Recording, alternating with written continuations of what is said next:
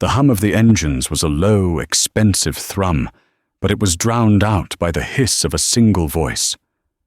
"I am asking you politely to remove him." Marcus gripped the smooth leather of his armrest, his knuckles white. The flight attendant, a man with a plastic smile and dead eyes, wouldn't look at him. "Sir," the attendant said to Marcus, his voice falsely gentle, "we are receiving complaints. I must ask you to gather your belongings. We've found you a seat in the main cabin." The bubble of silence in first class was absolute. Every eye was on him. Him, the only black kid in the cabin. The lounge at JFK's Terminal 4 was an oasis of hushed tones and clinking glasses. Marcus Sinclair felt the familiar buzz of nervous energy that always preceded a long flight. But this time it was different. Today he was flying solo. Not just solo, but in first class. Seat 2A, Global Airlines, flagship A380 service to London Heathrow. His father, Robert, had handed him the glossy ticket jacket that morning.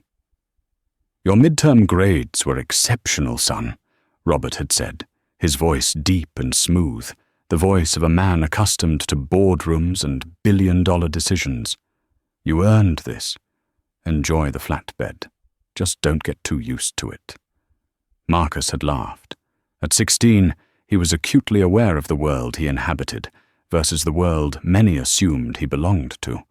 He was dressed in what his dad called his uniform, a soft, cream-colored Supreme hoodie, perfectly worn-in jeans, and a pair of pristine Air Jordan 1 Dior sneakers that had cost his father a small fortune.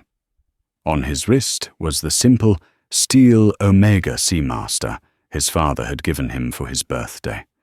He looked, he knew, like a wealthy kid from New York. But he also knew that to many, his skin color would eclipse the sneakers and the watch. He navigated the priority boarding lane, his backpack, a subtle black Bottega Veneta, slung over one shoulder. The gate agent smiled, scanned his boarding pass, and waved him through. "Enjoy your flight, Mr. Sinclair." He stepped onto the aircraft and turned left. The first-class cabin was a serene expanse of cream and brushed metal. His seat, 2A, was a suite, a self-contained pod with its own minibar, and a lie-flat seat that looked more comfortable than his bed at home.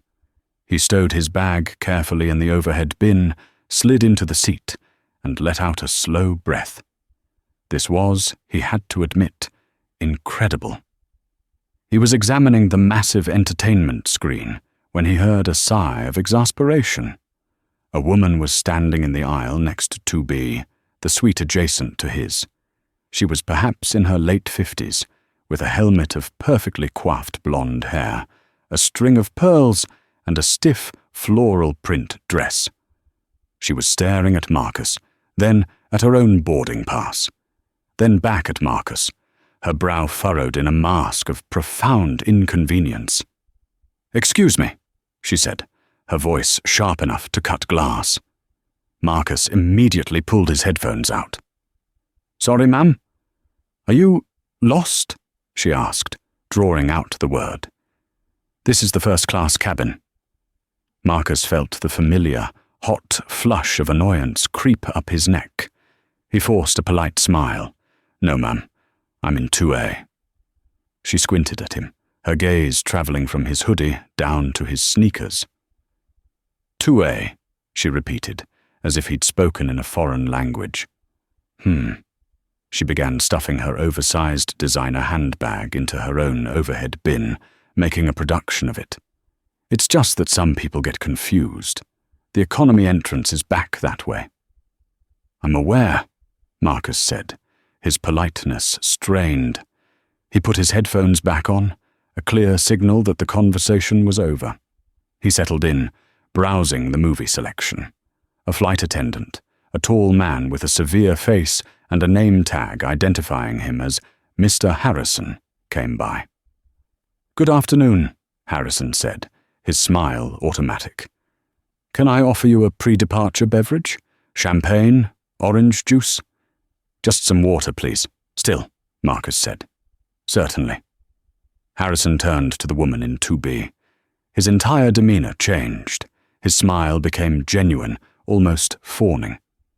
Ms. Whitfield, welcome back. So lovely to see you again. A glass of the Laurent Perrier Grand Siècle? Oh, thank you, Harrison. The woman, Caroline Whitfield, cooed. You know me so well. She cast a sideways glance at Marcus. Let's hope it's a quiet flight. Harrison returned moments later. He handed Marcus his bottle of water without a word, then presented Caroline's champagne to her in a crystal flute, as if performing a sacred ritual. Marcus ignored it. He was used to this, the subtle, two-tiered system of service. He was just here to sleep, watch movies, and get to London to meet his father, who was closing a major merger. He put on his headphones, selected a movie, and leaned back. The cabin door was still open. Boarding was almost complete. He closed his eyes for just a second. Oh my God! Caroline Whitfield's shriek sliced through the cabin. Marcus's eyes snapped open. The woman was standing up, her hands fluttering to her pearl necklace. My wallet! My wallet is gone! She was staring, wildly, between her open handbag in the seat and the floor. Mom! Harrison was at her side instantly. My purse! It was right here. I just had it. My wallet! She cried. She then fixed her eyes, with pinpoint, laser-like precision, directly on Marcus. It was right here, she said, her voice dropping, thick with insinuation. And then he was the only one near me. Marcus froze. The entire cabin was now staring. Mom, I haven't moved, Marcus said, his voice steady, though his heart was hammering. You were right there when I was putting my bag up, she snapped. Harrison, I want him searched. He took my wallet. I have thousands in cash and all my cards. He probably saw my name on the manifest and targeted me. Mom, let's not jump to conclusions, Harrison said. But he was looking at Marcus with new suspicion. Sir, he said to Marcus, did you see the wallet? I didn't see anything, Marcus said, holding his hands up, palms out. I've been in my seat the entire time. I didn't touch her bag. He's lying, Caroline shrieked. Check his bag. That ridiculous backpack. He probably stuffed it in there. Mom, we can't search a passenger's bag, Harrison said, wringing his hands. Then you're incompetent. I'm a Platinum Medallion member. I've flown this route 100 times. This boy just waltzes in here with his street clothes and suddenly my property is missing. It's obvious what happened. Marcus felt the blood drain from his face.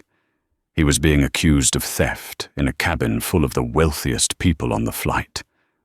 Mom, Marcus said, standing up slowly. I really didn't touch your things. Maybe you... Don't you dare tell me what I did, she spat. Oh, for heaven's sake, Caroline suddenly said. She plunged her hand deep into her own handbag, which was large enough to hold a small dog. She rustled around frantically, her face turning red. After a solid 10 seconds, her hand emerged. She was holding a large, red, alligator skin wallet. Oh, she said, her voice small. Well, look at that. It must have fallen to the bottom. The silence in the cabin was deafening. Harrison looked deeply, profoundly embarrassed. Marcus just stood there, his jaw clenched so tightly it ached. My apologies, Caroline said, not to Marcus, but to the cabin at large. A false alarm. Silly me. She sat down, took a large gulp of her champagne, and refused to look at Marcus. Harrison cleared his throat. Well, glad that's settled. He turned to Marcus, and the look in his eyes was not apologetic. It was annoyance, as if Marcus was somehow responsible for the scene she had just caused. Sir, if you could just sit down, Harrison said curtly. We're preparing for departure. Marcus sat. He was shaking, not with fear, but with a cold, vibrating rage. He had been accused, tried, and nearly convicted of theft in the span of 90 seconds, all because of the color of his skin and the hoodie he was wearing, and the accuser hadn't even had the decency to apologize to him. He looked over at Caroline Whitfield. She was calmly sipping her champagne, already paging through the glossy in-flight magazine. As if nothing had happened at all. The incident, though resolved, left a toxic residue in the air. The hushed, serene atmosphere of the first-class cabin was gone, replaced by a tense, awkward silence. The passengers in 3A and 3B were whispering behind their hands, occasionally glancing at Marcus. He felt like a zoo exhibit. He tried to sink back into his movie, to disappear into the noise-cancelling headphones. But he could feel Caroline Whitfield's eyes on him. It was a prickly, unpleasant sensation, like an insect crawling on his skin. He turned his head slightly. She was pointedly not looking at him, but her body was angled away, as if she were trying to physically shield herself from his presence. Mr. Harrison reappeared, his movements brisk and efficient. He avoided Marcus's suite entirely, topping up other passengers' drinks and collecting glasses. He was, Marcus realized, actively ignoring him. Then Caroline flagged him down. She crooked her finger, and Harrison bent low, conspiratorially. Marcus couldn't hear the words, but he could see her animated gestures. She kept pointing at her own suite, then flicking her hand in Marcus's direction. Her face was a mask of distress. Harrison listened intently, nodding. His face grew more and more grave. He said something soothing to her, patted her arm, and then straightened up. He walked the few steps to Marcus's suite and stopped. "Sir," Harrison said. His voice was low and carried a new, steely authority. Marcus paused his movie and removed his headphones again. "Yes? I'm afraid there's a problem." "A problem? I just want to watch my movie, Ms. Whitfield," Harrison said, gesturing to the woman who was now watching them with undisguised interest. "Feels uncomfortable." Marcus stared at him. "Uncomfortable? She falsely accused me of theft. I'm the one who should be uncomfortable." "Be that as it may," Harrison said, his plastic smile back in place. "She is a long-time, valued customer. She states that your presence is making her feel unsafe. She claims you are glaring at her." "I was not," Marcus said, his voice rising despite himself. "I was looking at the screen. I haven't looked at her since she found her wallet." "Sir, I need you to keep your voice down." "Don't tell me to keep my voice down. You are letting her harass me." "Harass you?" Caroline chimed in from her seat, her voice dripping with venom. "You're the one who caused this whole commotion. You're probably listening to that awful, thumping music. It's radiating from your headphones. It's giving me a migraine." Marcus held up his headphones. "They're noise-cancelling, and I'm watching a movie. You can't hear a thing." "I hear it," she insisted. "It's that thug music. I will not be subjected to this for 8 hours. Harrison, I demand you move him. Move him to the back of the cabin. Or better yet, move him to business class where he belongs." "Ma'am, please," Harrison said, trying to placate her. He then turned back to Marcus, his face hard. "Sir, we have a policy of ensuring the comfort of all our passengers. It is clear that this situation is not resolvable." "What situation?" Marcus demanded. "The one she created? Because I'm sitting here, breathing?" "You are becoming disruptive," Harrison warned. "This is my final attempt to resolve this amicably. We have an open suite in the rear of the first-class cabin in row 5. I'm going to have to ask you to move." Marcus couldn't believe it. He was being punished for being a victim. He thought of his father. Robert Sinclair's #1 rule: never let anyone move you from a place you have a right to be. You concede 1 inch, they will take a mile. No, Marcus said, his voice quiet but firm. I am not moving. I beg your pardon. Harrison's smile vanished completely. This is my seat. 2A. I paid for it. My ticket is valid. I will not be moving because that woman is a racist. The word hung in the air, heavy and sharp. Caroline gasped, clutching her pearls. How dare you? That is slander. Harrison, did you hear him? He called me a racist. I feel threatened. I want him off this plane. He is unstable. Harrison's face turned a dull, angry red. He had lost control of the cabin. He looked at Marcus with pure loathing. Sir, Harrison said, his voice trembling with barely suppressed rage, you have just insulted another passenger. You have refused a crew member's direct instruction to de-escalate a conflict. You are now a security concern. I am ordering you to gather your belongings. Ordering me? To where? You are being removed from this flight. The blood drained from Marcus's face. You're kicking me off the plane? You have left me no choice. You are a disturbance. Harrison flagged another flight attendant. Get the gate agent and call security. This passenger is being deplaned. You can't do this, Marcus protested, his voice finally cracking. I haven't done anything wrong. She's the one who started this. Gather your bag, now. The other passengers were staring, their faces a mixture of shock, pity, and, in a few cases, quiet approval. No one said a word in his defense. They just watched. Humiliation washed over Marcus, hot and complete. He was being ejected. He knew what this looked like. A young black man in a hoodie being escorted off a flight by security. It was a stereotype playing out in real time. Trembling with a mixture of rage and shame, Marcus stood. He slowly reached into the overhead bin and pulled down his Bottega Veneta backpack. He clutched its handle, his knuckles white.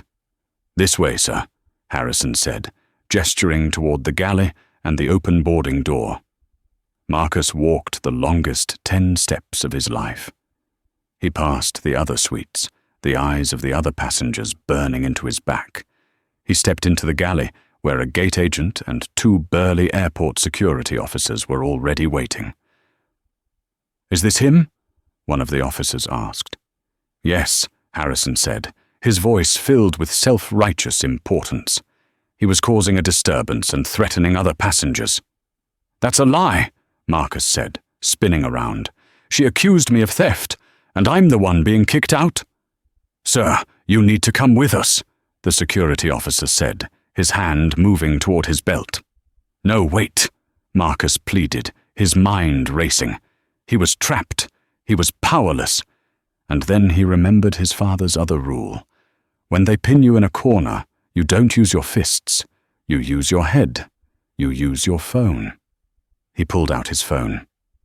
What are you doing? Harrison snapped. You're not allowed to film. I'm not filming, Marcus said, his fingers flying across the screen. I'm texting my dad. Harrison scoffed. Your dad? Is he going to come and scold us? You're 16 years old. Give it up. Get off the plane. Marcus ignored him. He typed out the message, his thumb shaking, too. Dad. They are kicking me off the flight. Right now, at the gate. A woman in 2B falsely accused me of theft and then said I was threatening her. The FA's name is Harrison. He's kicking me off. He hit send. The 3-dot bubble appeared instantly. Sir, last chance, the security guard said, his voice flat. Ping, a reply. From, Dad, do not get off that plane. Do not move. Stay exactly where you are. I am handling it. Marcus looked up. He took a deep breath, pulling his shoulders back. He looked at the security guard, at the gate agent, and finally at Mr. Harrison. No, Marcus said. What did you say? Harrison's eyes bugged. I said no, I'm not getting off this plane. I am a ticketed passenger in first class, and you have no legal grounds to remove me. I am staying right here. That's it, Harrison yelled. He's non-compliant. Get him. The security guard stepped forward, but the gate agent, a woman who had been watching the exchange with a worried look, suddenly put her hand up. Her earpiece was crackling. "Hold on," she said, her eyes widening. "Wait, everyone, just stop." "What is it?" Harrison demanded. The gate agent looked at Harrison, then at Marcus, her face pale. "I just got a call from the tower, from the executive operations manager. All ground activity for this flight is to stop immediately." "Stop?" Harrison said. "We're already 10 minutes behind schedule. Why?" The gate agent looked at her screen, her fingers typing. "The new order is: hold for executive arrival. Do not, under any circumstances, close the boarding door. And do not, under any circumstances, remove passenger Sinclair from the aircraft." The galley, a moment before a pressure cooker of confrontation, snapped into a strange, frozen silence. The two security guards looked at each other, lowering their hands. Mr. Harrison's face was a confused canvas of rage and bewilderment. "What did you just say?" Harrison asked the gate agent, his voice a low hiss. "Passenger Sinclair? That's him." "I know." The agent, whose name tag read Maria, replied. She was looking at Marcus with a new, dawning sense of terror. The order came from the very top. Executive arrival. What does that mean? "It means some politician is late, probably," Harrison grumbled, though the wind had been completely knocked out of his sails. He was still fuming, but the direct order from operations had chained him. He couldn't physically remove Marcus, but he wouldn't let him back to his seat, either. "You!" Harrison snapped at Marcus, pointing a finger. "You stay right here. Don't move." Marcus just nodded, his heart still jackhammering against his ribs. He stood awkwardly by the crew's jump seats, his backpack at his feet. The humiliation was still fresh, but it was now laced with a thread of confusing hope. "I am handling it." What did his dad do? Back in the first-class cabin, the passengers were growing restless. The plane wasn't moving. The door was still wide open.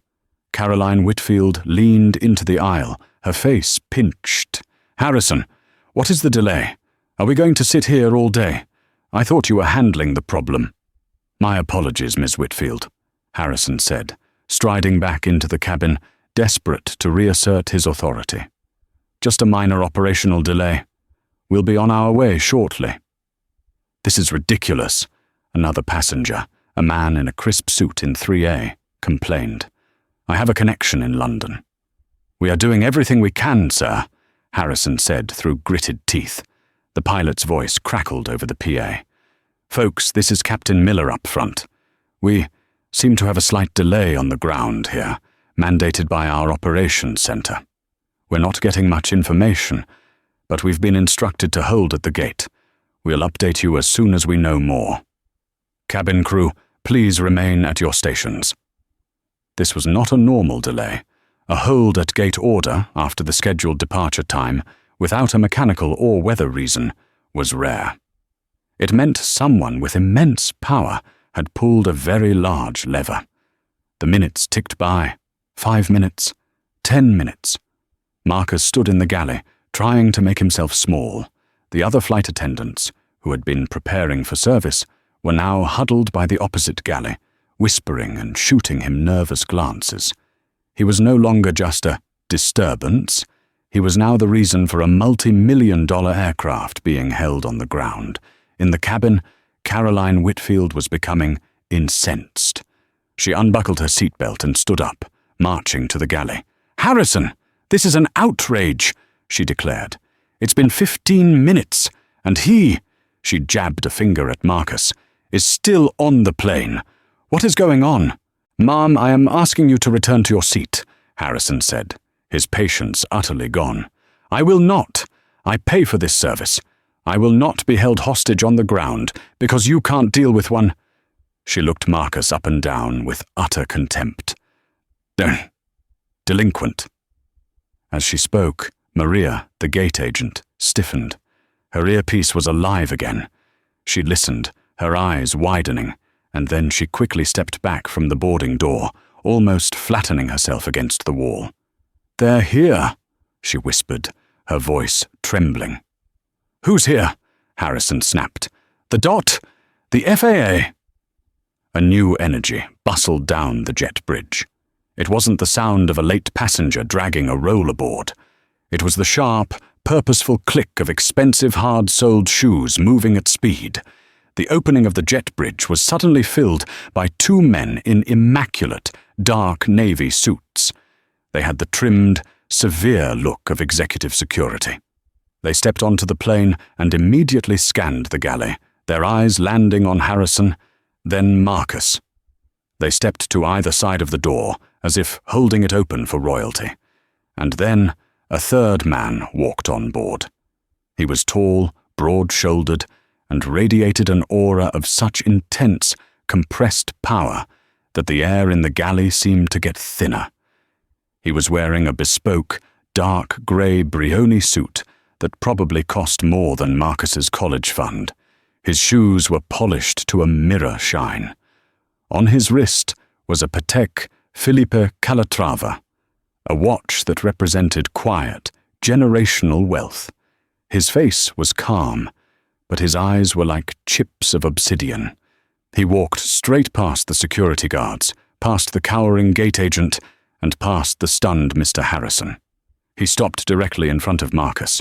The man looked at his son, his eyes softening for just 1 second, scanning him for any sign of harm. "Marcus," he said, his voice a deep, quiet baritone that commanded absolute attention. "Are you all right?" Marcus, who had been holding his breath for 15 minutes, finally let it out. He couldn't speak. He just nodded, his eyes filling with tears of pure, unadulterated relief. The man, Robert Sinclair, placed a heavy, reassuring hand on his son's shoulder. Caroline Whitfield, who had been watching this unfold from the galley entrance, scoffed. "Oh, wonderful. Now he's brought his father. Can we please get this plane moving?" "Sir," she said to Robert, "I don't know who you think you are, but we are all waiting." Robert Sinclair turned his head. He didn't turn his whole body, just his head. He fixed her with a look of such Arctic cold authority that she stopped speaking instantly, her mouth half open. He didn't say a word to her. Not yet. He turned his gaze to Mr. Harrison. Harrison was staring, his face ashen, as if he'd just seen a ghost. He was looking at the face on the cover of Forbes and Fortune, the face that was on the About Us page of their own parent company's intranet. Mr. Sinclair," Harrison stammered. I didn't know. What an honor, sir." Robert Sinclair's voice was deathly quiet. "You," he said, "are Mr. Harrison." It wasn't a question. It was a verdict. "Yes, sir. Welcome aboard, sir. We had a slight disturbance." "A passenger," Robert interrupted, his voice never rising. "My son, whom you were attempting to illegally eject from this aircraft, after he was harassed and falsely accused of theft by another passenger." Robert's gaze slid to Caroline, who now looked like she might faint. She finally understood. This was not just his father. "Sir, there was a misunderstanding," Harrison pleaded, his entire body shaking. "Ms. Whitfield felt threatened. I was following protocol." "Protocol?" Robert's voice was sharp, a whip crack in the small space. "Tell me, Mr. Harrison, what part of your training protocol instructs you to side with a hysterical accuser against a 16-year-old boy after the accusation was proven false? What part of the protocol instructs you to escalate a situation by blaming the victim? What part of the protocol instructs you to eject a premium, revenue-paying passenger based on the prejudiced feelings of another? She's a platinum medallion." "She's a liability," Robert corrected him. He then looked at the 2 airport security officers. "Thank you, gentlemen. Your presence is no longer required. I will handle this."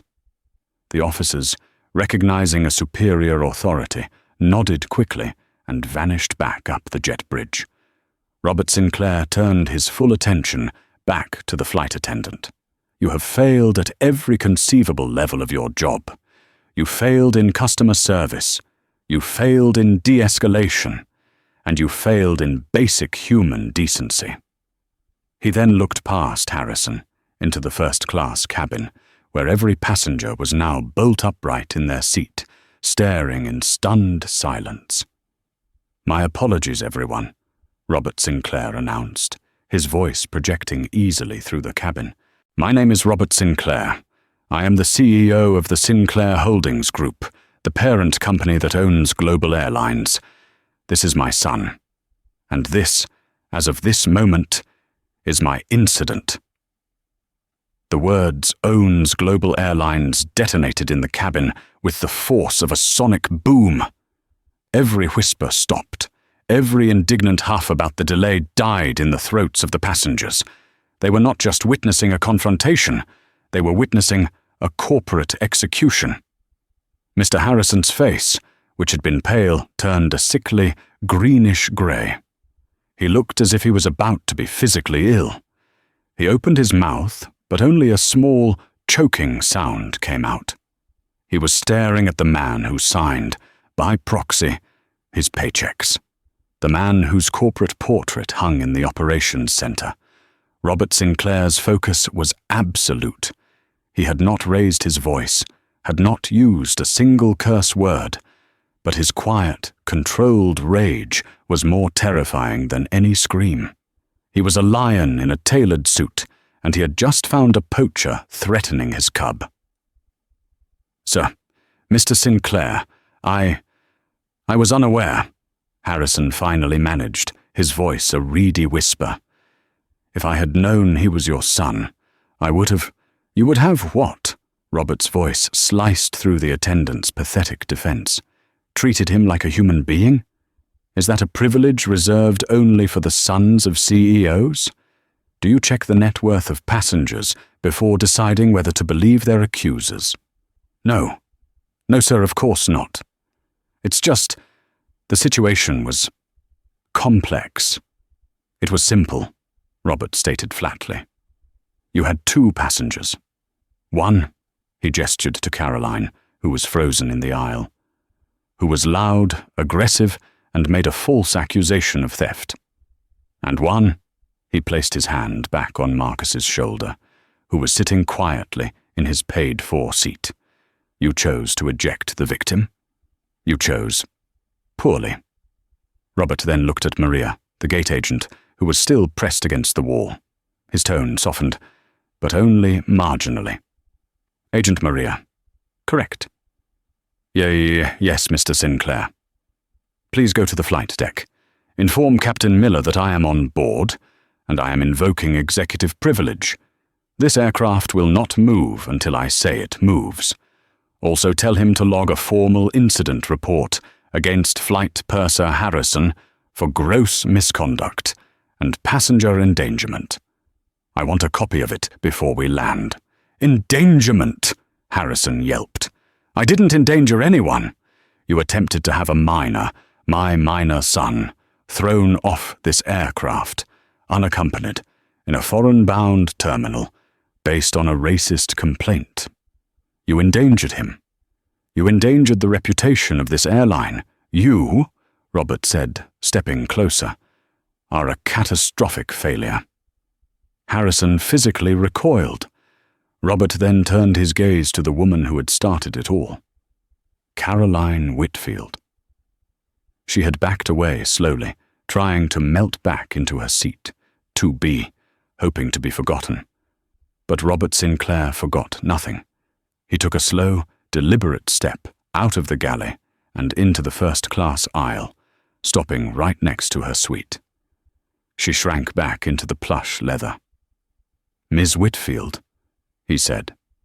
His voice was no longer angry. It was something far worse. It was calm. It was the sound of a judge about to read a sentence. "Mr. Sinclair, It was all a terrible misunderstanding," she stammered, trying to produce the same fawning smile she had given Harrison.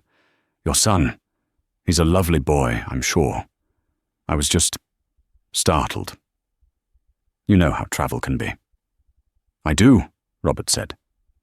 "I also know prejudice when I see it. I'm looking at it right now. That is not true. I'm not. I would never. I have friends who are." Robert held up a hand. The gesture was so commanding, she immediately fell silent. "Please don't," he said. "Don't insult my intelligence on top of insulting my son. My team, who are waiting in the operations center, pulled your file the moment my son texted me. Caroline Whitfield, wife of Thomas Whitfield, a senior partner at," he names a prominent, real-sounding law firm, e.g., Cravoth, Swain and Moore, or Kirkland and Ellis. "Yes, I know Tom. We played golf at Winged Foot last year. He's going to be so disappointed." Caroline's face, if possible, went even whiter. The mention of her husband's name, the casual reference to a shared, elite world she thought she owned, had just been used as a weapon against her. "You mentioned," Robert continued, "that you are a Platinum Medallion member. You seem to believe this status gives you the right to harass other passengers. You believe it makes you more valued than my son?" "No, Your status, Miss Whitfield, is a privilege. It is a thank you from our company for your business. It is not a shield for bigotry, and it is not a weapon to be wielded against a child." He looked at her, then at her half-full champagne glass. "You accused my son of stealing your wallet, which was in your bag. You complained about his music, which was not playing. You told the flight attendant you felt threatened by his presence. You lied repeatedly to have a paying passenger removed from his seat, all because you didn't like the look of him. It was a mistake," she pleaded, her voice now a desperate whine. "It was a choice," Robert corrected her, "and choices have consequences." He turned his head toward the jet bridge, where his 2 security men were still standing, just out of sight. "Gentlemen," Robert called. The 2 men in dark suits immediately reboarded the plane. "Mr. Sinclair?" Robert pointed a single steady finger at Caroline Whitfield. "This woman is a security threat. She has harassed a minor. She has made false accusations. And she created the disturbance that has grounded this aircraft. I want her removed." The entire cabin gasped. "Remove! Me!" Caroline shrieked, her voice cracking into a hysterical register. "You can't! I've done nothing! You're assaulting me! You can deplane voluntarily, Miss Whitfield, or my security can assist you. I assure you, they are very efficient." "This is insane! Thomas, I'm calling my husband. Do you know who he is?" "I believe I just established that," Robert said, his patience visibly wearing thin. "And please do call him. Tell him you're banned, permanently, from Global Airlines and all of our partner carriers. Tell him your conduct was so egregious that I, the CEO of the parent company, had to personally come here to have you removed. I'm sure that will be a delightful conversation for him." He nodded to the security. "Get her." The 2 security men did not hesitate. They were not airline employees. They were Robert Sinclair's personal detail, men trained to handle threats with unfeeling efficiency.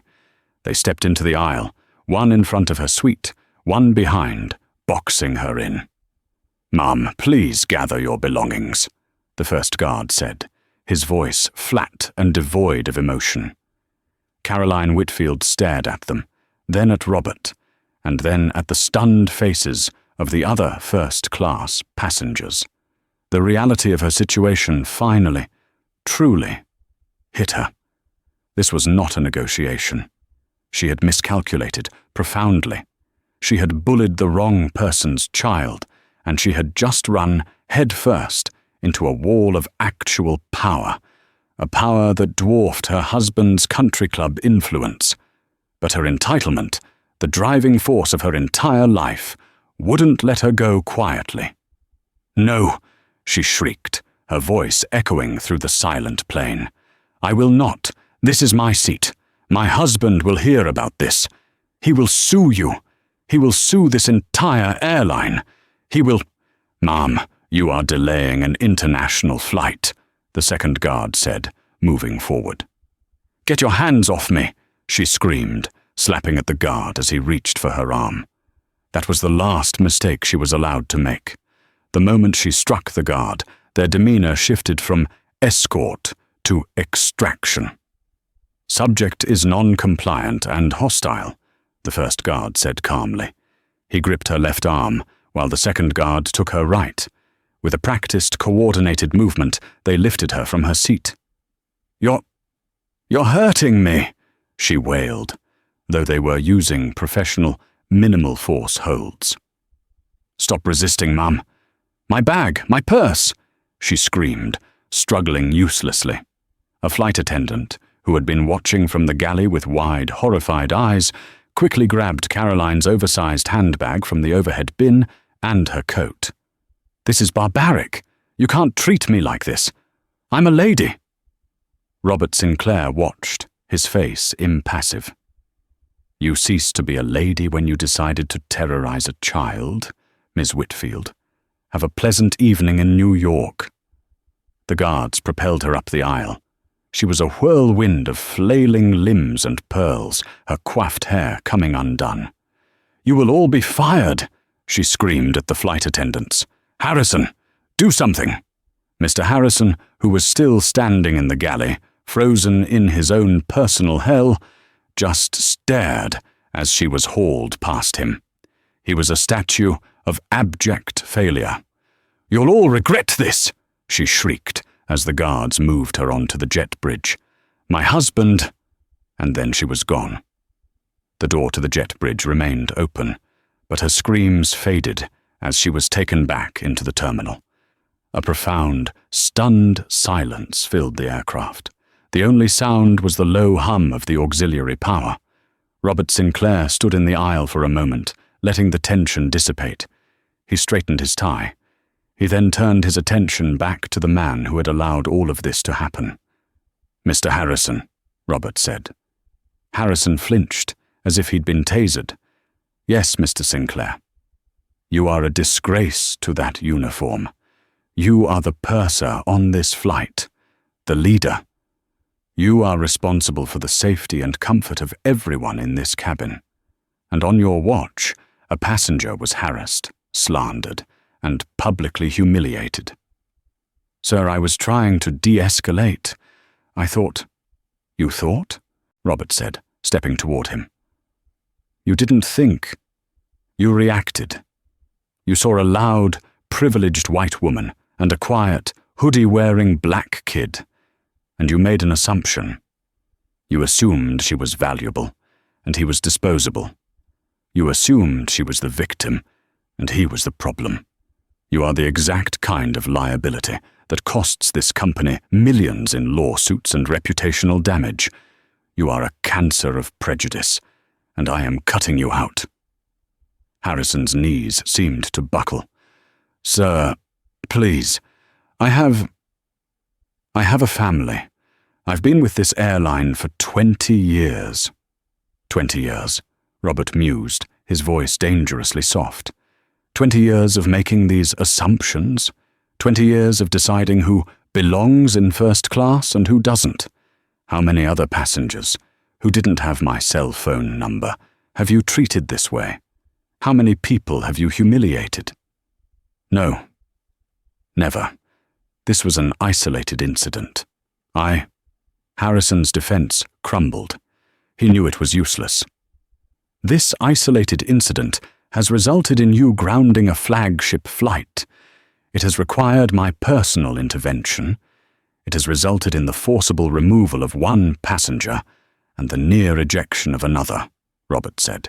Your employment with Global Airlines is terminated." You can't fire me. Not right here," Harrison gasped. "There's a union. There's a process."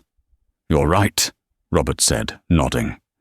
"There is a process, and it will begin the moment you land in London. You are, as of this second, relieved of your duties as purser. You will fly to London in the crew rest area as a passenger. You are not to interact with any passenger or any other crew member, except to apologize to them for your conduct. When you land, you will be met by our head of UK operations and an HR representative. You will hand over your credentials, and you will be flown back to New York in coach. Is that clear?" Harrison stared at him, his world collapsing. It was a fate worse than being fired on the spot. It was a slow, agonizing, public execution. He would have to endure the entire flight in shame, knowing every other crew member was aware of what he had done. He couldn't speak. He just gave a weak, pathetic nod, his entire body slumped in defeat. "Good."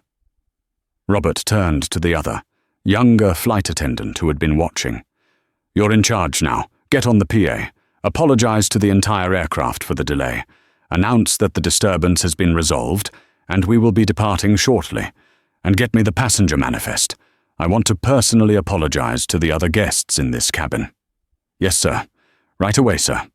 Robert Sinclair finally walked back to his son, who was still standing in the galley, watching the entire drama unfold. Marcus looked at his father, his eyes wide. He had seen his dad be powerful in boardrooms, but this was different. This was raw, primal, and absolute. Robert's hard CEO facade melted just for a moment. He pulled Marcus into a fierce hug, right there in the galley. "Are you really okay?" Robert whispered, his voice for his son's ears only. "I am now," Marcus whispered back, his voice thick. "Good." Robert released him. He gestured to Siet 2A, Caroline's 2B now conspicuously empty. "Go on, take your seat." Marcus nodded. He picked up his backpack and walked back to his suite. As he passed, the other passengers, the man in 3A, the couple in row 4, watched him. Their expressions were no longer pitying or suspicious. They were respectful. Some even nodded in apology. Marcus slid into seat 2A. It felt like his now.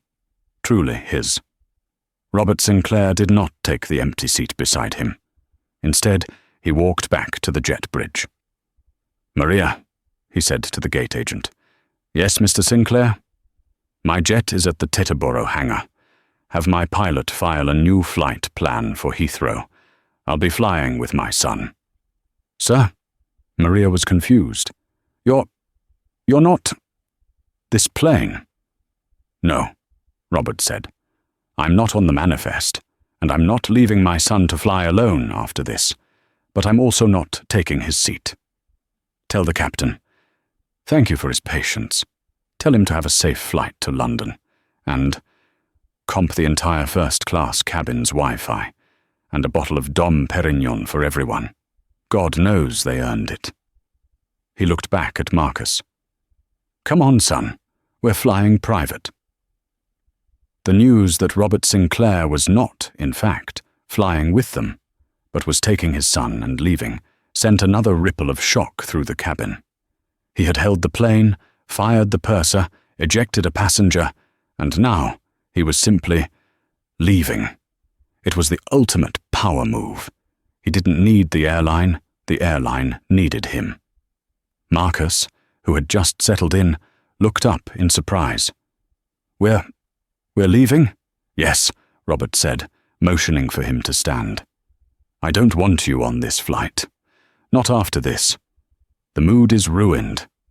And frankly," he glanced at the shell-shocked face of Mr. Harrison, still lingering in the galley, "I don't trust the service." Marcus stood, grabbing his bag for the second time. This time, however, he wasn't walking in shame.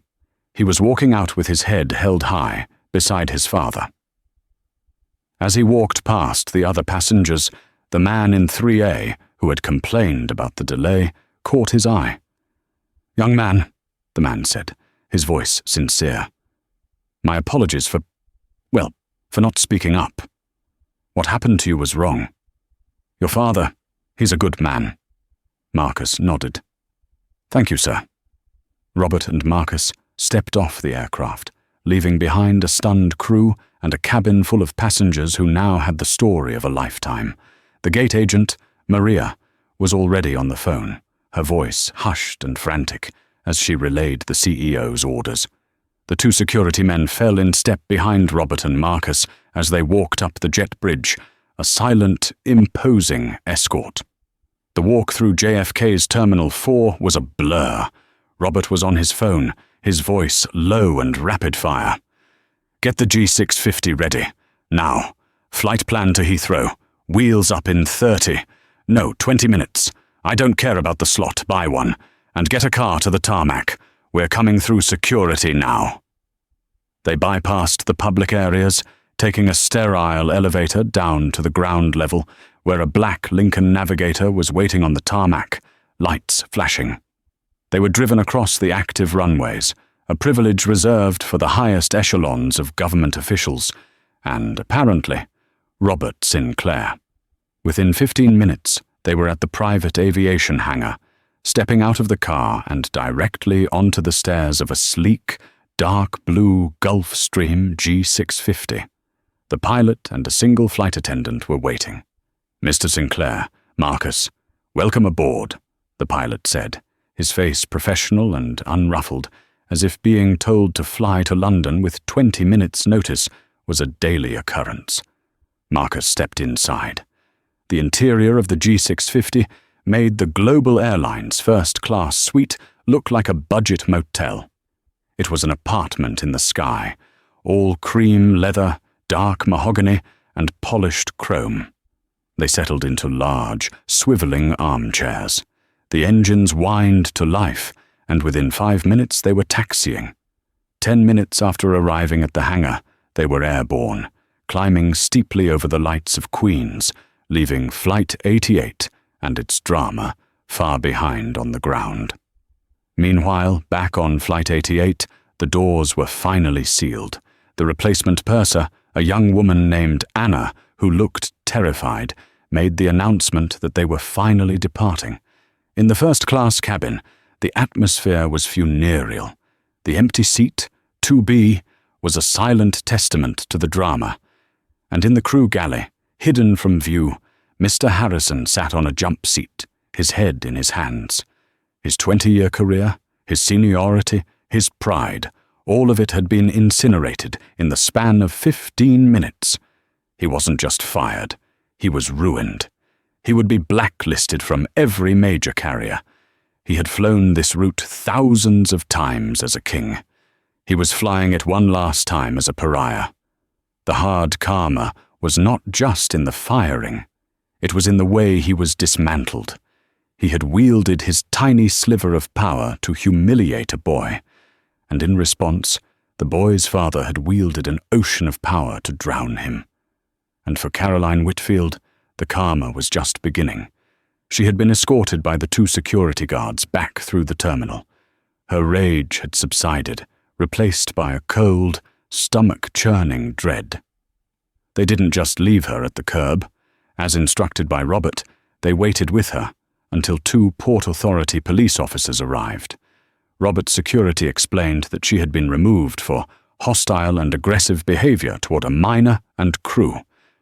The police took her statement, which was a rambling, incoherent mess of "my husband" and slander and racism. They listened patiently, then wrote her a ticket for creating a public disturbance. But the real karma was happening 30,000 feet over the Atlantic. Thomas Whitfield, her husband, was asleep in his London hotel, preparing for a major negotiation the next day. His phone buzzed on the nightstand. It was an email. He groggily checked it. The sender was Robert Sinclair. The subject line was, "Your wife's conduct on Flight 88." Thomas's blood ran cold. He and Sinclair weren't friends. They were powerful acquaintances. An email from Sinclair at 2 a.m. was not good. He read the email. It was short, precise, and utterly devastating. It was a 3-paragraph summary of exactly what Caroline had done, from the false accusation of theft to her unstable and prejudiced harassment of Sinclair's son, culminating in her forcible removal. The email ended with, "Tom, we are, of course, revoking her status permanently. That is a given. Frankly, I don't care about the airline. I care about the fact that your wife, unprovoked, chose to torment my 16-year-old son. The only reason I am not pressing criminal charges for harassment of a minor and slander is out of a residual respect for our professional relationship. I trust you will handle this. I consider the matter of your loyalty to our brands to be under review. Robert Sinclair, CEO, Sinclair Holdings, Thomas Whitfield, stared at the screen. Under review. This wasn't just about his wife's travel perks. This was a veiled threat. Sinclair Holdings was a massive conglomerate. They were a client his firm was actively trying to woo for a massive new portfolio. His wife hadn't just gotten kicked off a plane. She had, in her arrogant tantrum, just jeopardized a 9-figure deal. She had humiliated him in front of one of the most powerful men in New York. He put his head in his hands. The flight was just the beginning. His night and his wife's immediate future was about to be a living hell. The social fallout, the professional fallout. It was catastrophic. Her status, the one thing she prized above all, was gone. And in its place was a new label. Liability. The Gulf Stream cut silently through the night. After a meal, the flight attendant left the Sinclairs alone in the quiet, mahogany-paneled cabin. "Dad?" Marcus said. "Thank you." Robert smiled, his CEO face gone, replaced by a father's. "You don't have to thank me, Marcus. No one gets to treat you like that. Not on my watch." Marcus admitted he'd never seen his father so intense. Robert leaned forward, explaining that true power wasn't about jets or titles. "It's the ability to protect what's yours," he said, "and to change a situation that is unjust." Robert shared his own painful stories of facing prejudice while building his company. "I had to swallow that poison," he said, his voice tight with memory. "I built all of this, brick by brick, so my son wouldn't have to. When you texted me, I saw me all those years ago. I had to show them that the game is different now. Their assumptions have a cost." Marcus finally understood. It wasn't just revenge, it was about rebalancing the scales. They landed at Heathrow just as the sun was rising, hours before Flight 88. A Rolls-Royce waited on the tarmac. "Come on," Robert said, putting his arm around his son. "Let's go get some breakfast."